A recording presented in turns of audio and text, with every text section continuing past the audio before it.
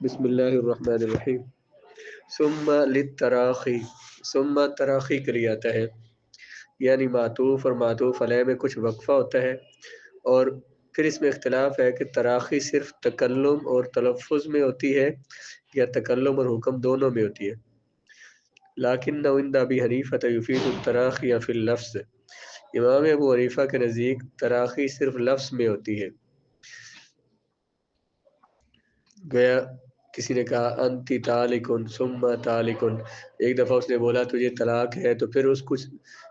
نے یعنی ثم جو بولا ہے تو یہ اس پچھلے انتی طالقن سے کچھ دیر بعد بولا ہے، اس نے تاخیر سے بولا ہے۔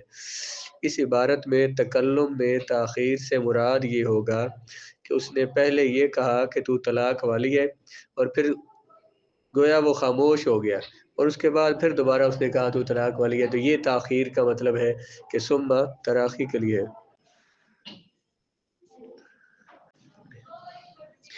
وَعِندَهُمَا يُفِيدُ التَّرَاخِي فِي الْحُكْمِ،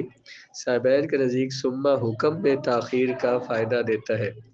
یعنی تکلم میں تو وصل ہوتا ہے، یعنی کہ بندے نے کلام جو کیا انتی طالقن ثم طالقن، بات تو اس نے اکٹھی کی ہے، لیکن جو پہلی طلاق واقعہ ہوئی ہے وہ واقعہ ہو گئی، اور اس کے بعد دوسری دیر سے واقعہ ہوئی ہے۔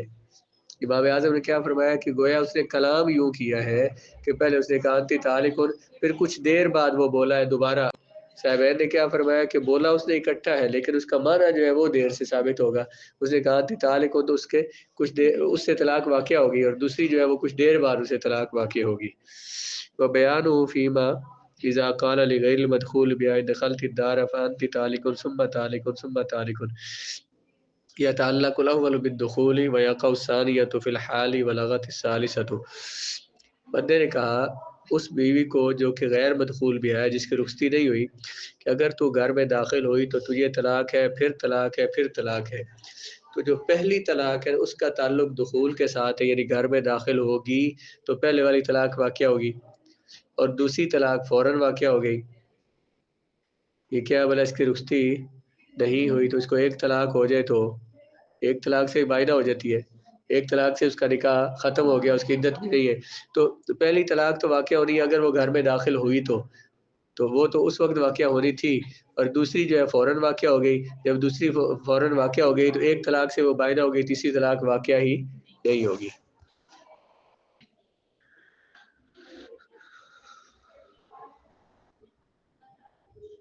لیکن انتی طالقن بولا کیا اس نے ان دخلتی دارا فانتی طالقن،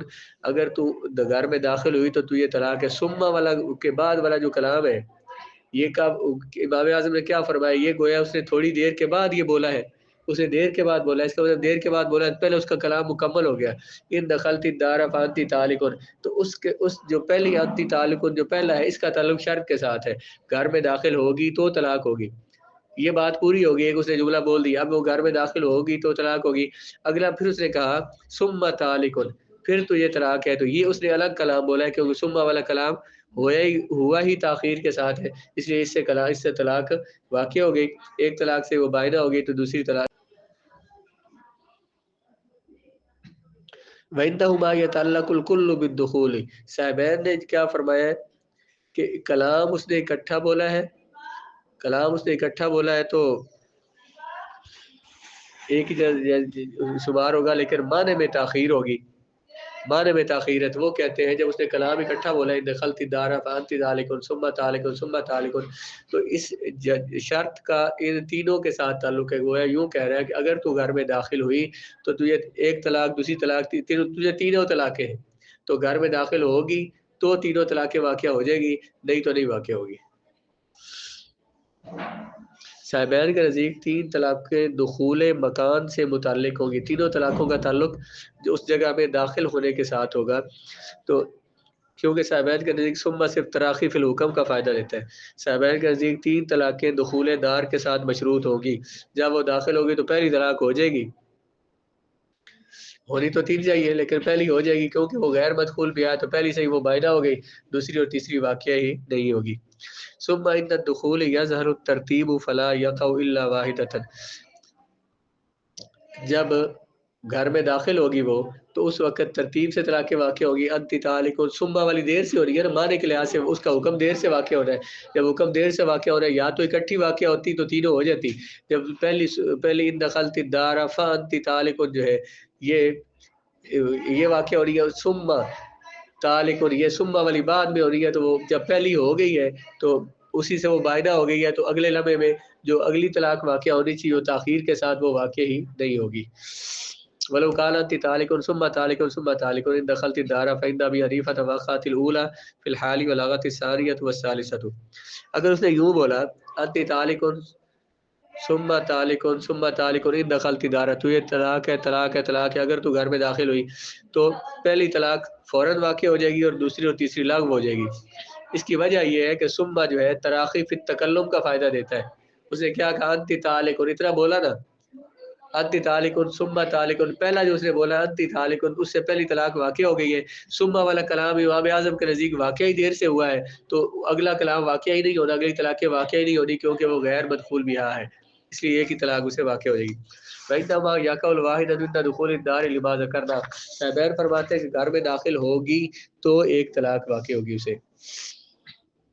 وَإِنْ كَانَتِ الْمَرْأَةُ مَدْخُولَةً بِهَا فَإِنْ قَدَّمَ الشَّرْطَ طَلَّقَتِ الْأُولَى بِالدُّخُولِ وَيَقَعُ سِرَتَانِ فِي الْحَالِ عِنْدَ أَبِي حَنِيفَةَ وَإِنْ أَخَّرَ الشَّرْطَ وَقَعَ سِرَتَانِ فِي الْحَالِ وَطَلَّقَتِ الثَّالِثَةُ بِالدُّخُولِ۔ کہتے ہیں کہ اگر شرط کو اس نے مقدم کیا اور عورت بھی وہ تھی جس کی رخصتی ہو چکی ہے، اسے کہا اس کی رخصتی ہو چکی ہے، اسے کہا ان دخلت الدار فانت طالق اور ثم طالق ثم طالق، تو اگر شرط کو مقدم کیا تو پہلی طلاق کا تعلق گھر میں داخل ہونے کے ساتھ ہوگا، گھر میں داخل ہوگی تو واقع ہوگی، دوسری اور تیسری فوراً واقع ہو جائے گی، کیونکہ ان کے ساتھ اس نے شرط کے ساتھ معلق نہیں کیا کہ جب گھر داخل ہوگی تو طلاق ہوگی، وہ فوراً واقع ہو جائے گی۔ اور اگر اس نے شرط کو مؤخر کیا، اس نے کہا انت طالق ثم طالق ثم طالق ان دخلت الدار، تو پہلی دو فوراً واقع ہو جائے گی اور تیسری کا تعلق گھر میں داخل ہونے کے ساتھ ہوگا۔ صاحبین فرماتے ہیں کہ دونوں صورتوں میں تینوں طلاقوں کا تعلق گھر میں داخل ہونے سے ہوگا، گھر میں داخل ہوگی تو واقع ہو جائے گی، نہیں تو نہیں ہوگی۔ واقع ان کے نزدیک بھی ایک ہی ہوگی، لیکن واقع کب ہوگی؟ جب وہ گھر میں داخل ہوگی تو